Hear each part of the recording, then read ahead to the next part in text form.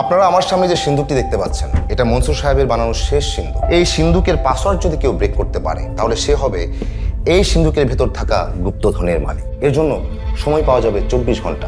47-এ দেশ ভাগের সময় যখন হিন্দু জমিদাররা পালিয়ে যাচ্ছিল, তখন জমিদার নাকি তার মূল্যবান জিনিসগুলো এই বাড়ির মাটির নিচে পুঁতে রেখেছিল। তুমি সত্যি সত্যি গুপ্তধন পেয়েছো?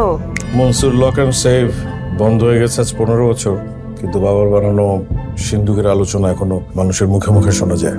ডাকাতরা ব্যাংকে গেছে ব্যাংক ডাকাতি করতে, কিন্তু খালি হাতে ফিরেছে, কারণ বাবার বানানো সিন্দুক তাকে ভাঙতেই পারেনি। আমার জীবনের শ্রেষ্ঠ সিন্দুকটা আমি বানিয়েছি এটা, and it's a masterpiece। ভালোবাসা সবসময় অন্যায়কে প্রশ্রয় দেয়। আচ্ছা বাবা, সত্যি করে বলো, আমরা তোমার সন্তান তো? স্টুপিড একটা, just get out। কত কথাই তো গোপন থাকে, সব কথা কি বলা হয়? ভোর হলো দোর খোলো, তিথিমণি ওঠো রে। ওই দেখে জুই সাক্ষী ফুল খুকি ছোট রে।